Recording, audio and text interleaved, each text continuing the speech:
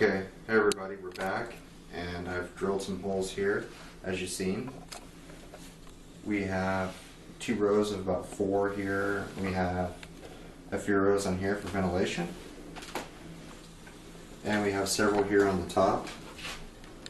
Just little small holes, air holes. Like I said, the size of that depends on the species that you're putting in there.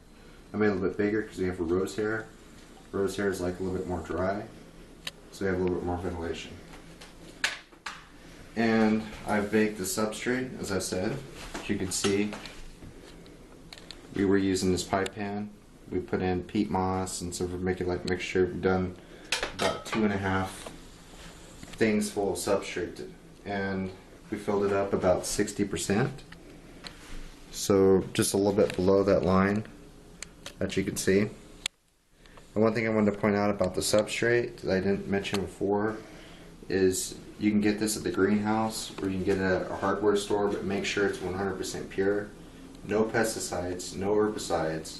Read the bag really careful, because it's really important, because if it has any fertilizers in there, any phosphates, sulfates, it could really cause some long-term bad effects for your tarantula.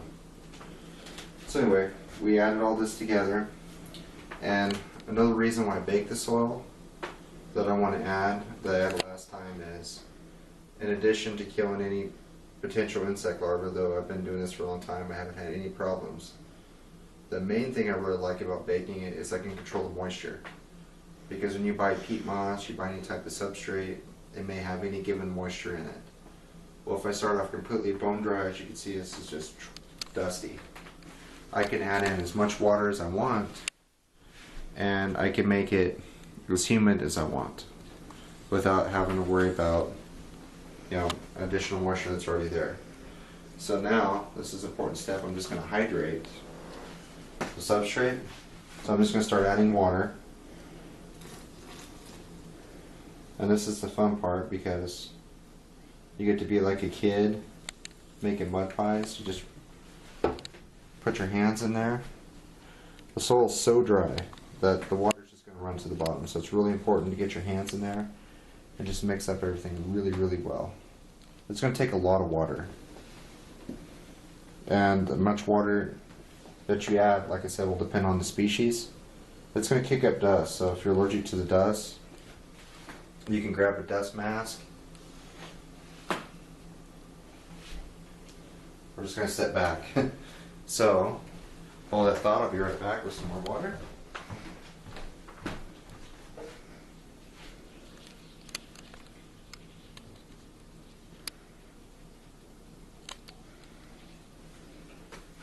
It will take several cups of water to completely hydrate the soil, because it is bone dry.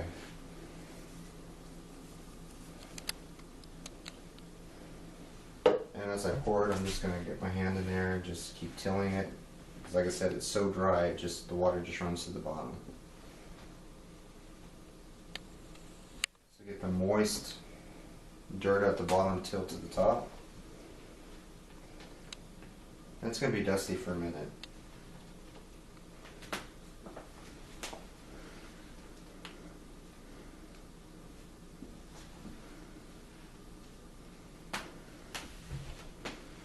Okay, another cup.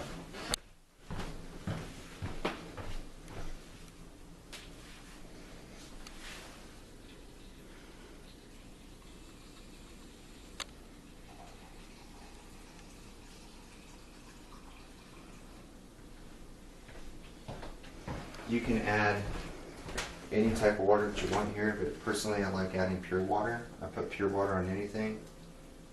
We have a reverse osmosis filter on our kitchen sink, so it just makes access to pure deionized water really convenient.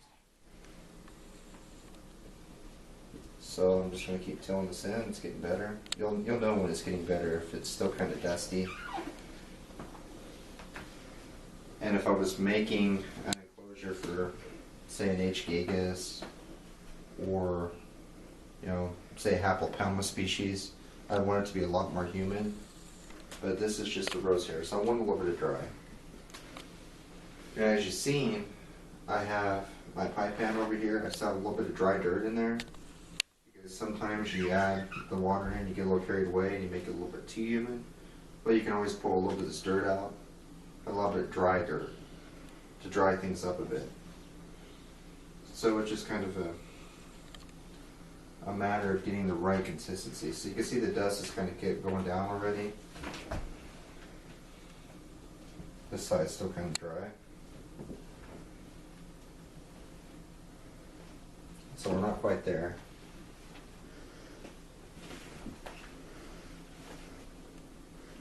We are getting close. I need to hydrate this side.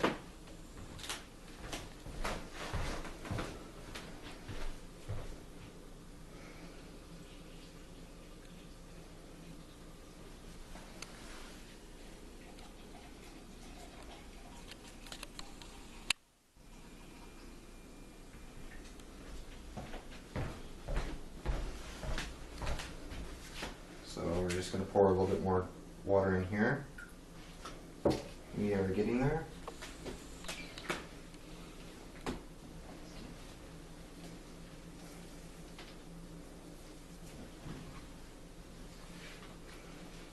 And you'll get a feel for the soil as you're tilling it around. It won't feel, you don't want substrate that's overly wet, overly damp. If it's overly damp, the spiders won't like it. They'll just climb to the top of their enclosure and try to get away from it. If it's overly dry, it's bad news too. You want it kind of moist. We can go, like I said, we can go a little dry since we're dealing with the rose hair. They don't like it particularly damp since they come from an area of the Chile desert that has one of the lowest rainfall amounts in the world. So I am pretty moist.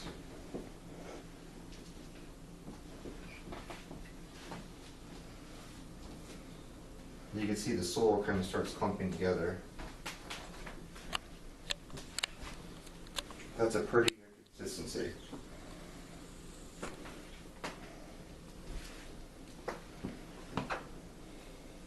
So I know I've got just about the right amount of moisture. And it takes a minute. And as I mentioned, I'm a perfectionist when I'm doing this, so I want the very best possible substrate and very best possible enclosure.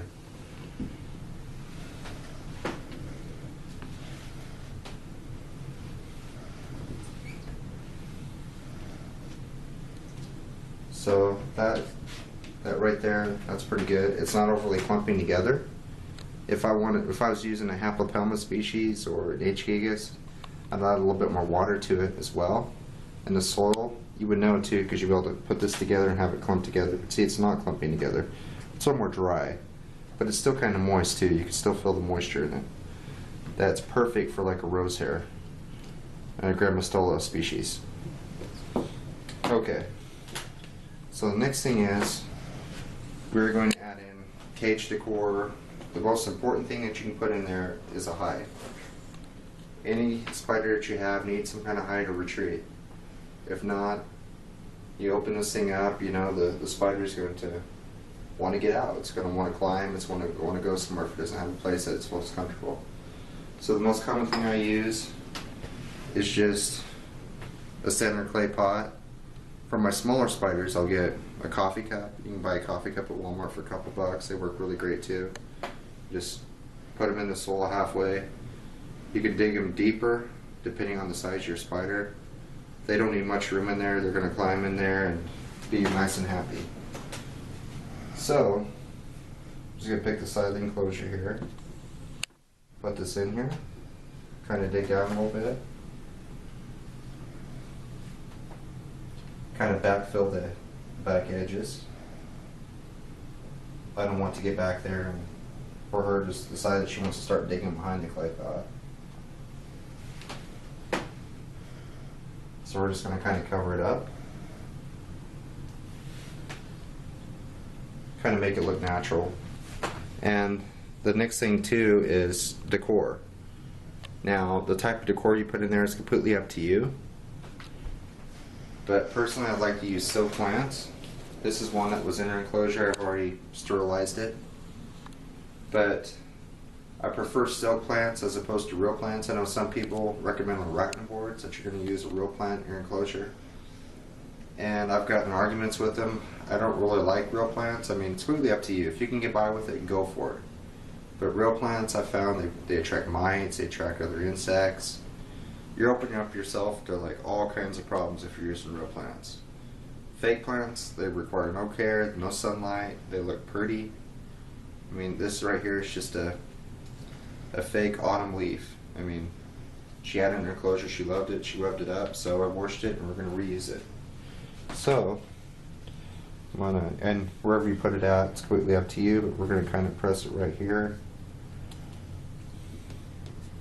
Kind of get a little bit of decor around the hide. And they cut these, you know, the silk plants have wire in them, so just get a pair of wire cutters. You can trim off whatever you want.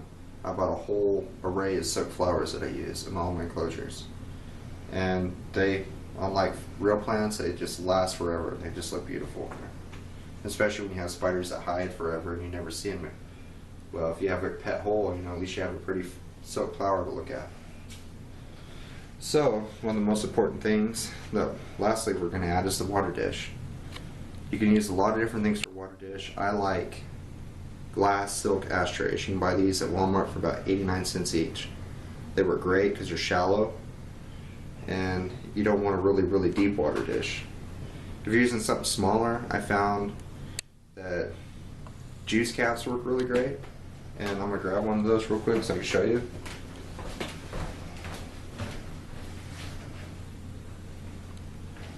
I have smaller enclosures that I use, such as this. I mean, you can buy these at Walmart as well for a couple bucks. Drill some holes in them, poke some holes in them, and you can use a juice cap just off a regular juice bottle. Works wonders for a water dish.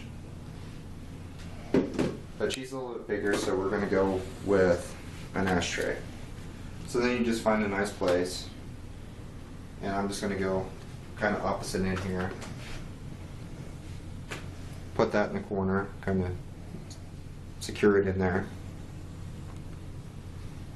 Then we're going to add a little bit of water.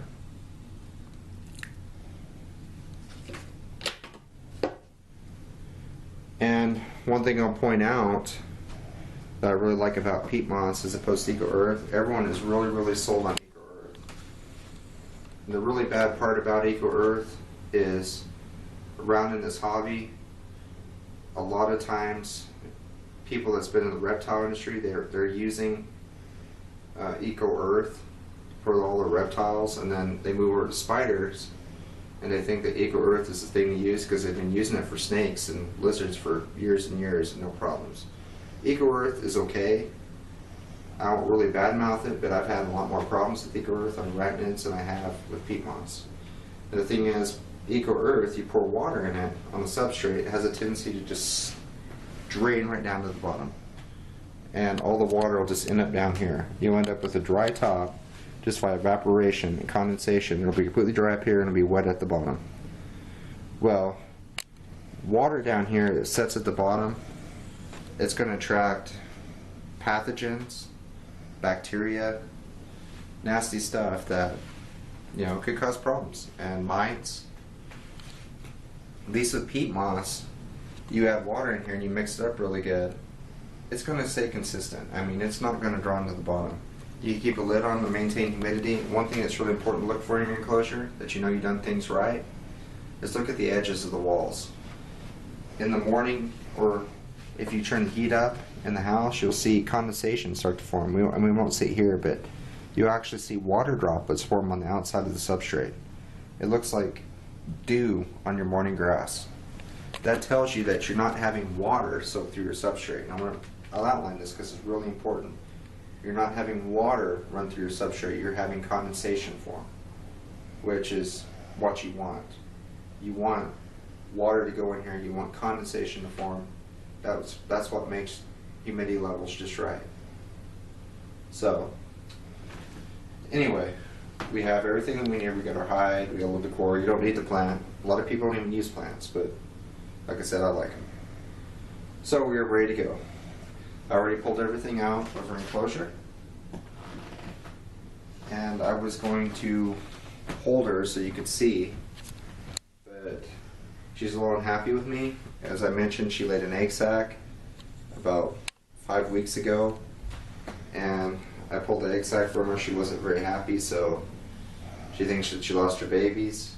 And then I just pulled her hide out, so now she lost her hide. So she's real angry with me. And as you know, I want to point out rose hairs. Rose hairs are really notorious in the hobby for being kind of schizo anyway. They may, at one point, you know, they may be handleable, and at another point they just may bear fangs and not want to cooperate too well. So I'm not going to hold her tonight, but instead I'm going to show you a really easy way to get out a terrestrial spider. Now, when we rehouse stuff like haplopalmas, something that's more aggressive and fast, we'll have other methods that I'll show you on a later video. But for your simple, considered docile species, you generally could take something and scoop them up. If you're new to the hobby, I'd recommend getting a paintbrush. You can buy these at Walmart for a couple bucks. They work really great. Don't use tongs because they don't like tongs. Tongs are a lot colder. And when you prod them with tongs, they just have a tendency to be more angry. These are nice and gentle. And then also, if you're fixing to hold your spider too, you can brush the paintbrush on their abdomen, and you can kind of get a feel for what kind of mood they're in. I mean, some of my spiders, they're in a good mood one day, and the next day, you know, they're not so good a mood. So it tells you, when they want to be held and when they don't want to be held. But anyway, I'm going to take this, and we're just going to scoop her up. So just kind of put this down here on the side. As you can see, she's already a little angry.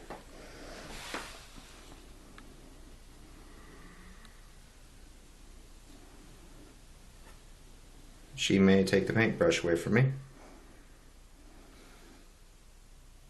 Come on, girl.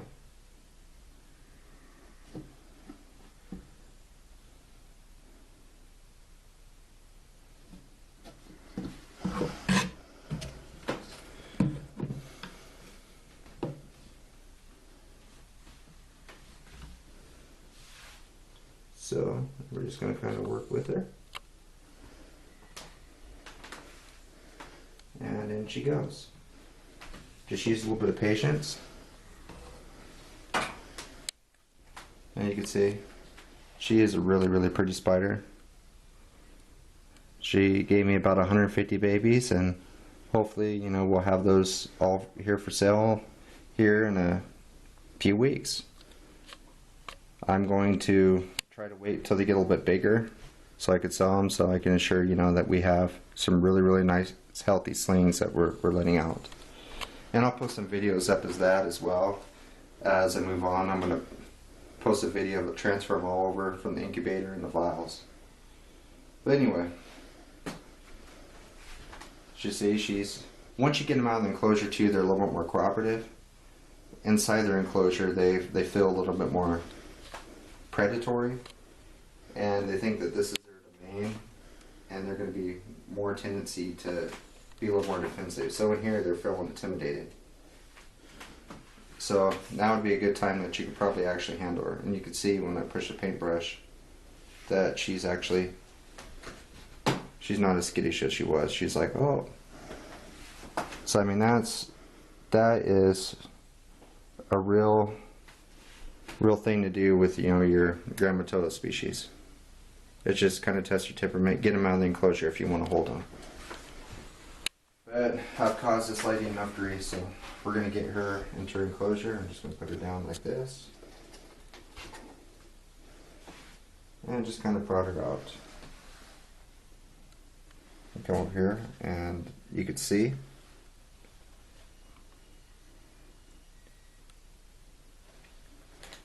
right here on the side.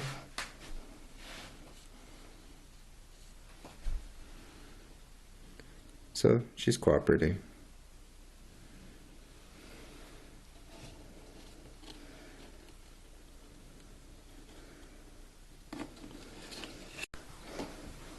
they've got a new home, so I would recommend putting the lid on right away, because you just took her out of there and she's in here and she's like, oh, it's happy time, so it's time to go explore all our new area that we have. So anyway, there you have it. Loctite enclosure. And with the peat moss, it should be quite a while. Especially this species doesn't eat a lot, so you're not going to have a lot of boluses. I feed her like once every couple weeks. Grammostola species, they don't eat a lot. So really, this enclosure should probably last her for at least a year before I change her out.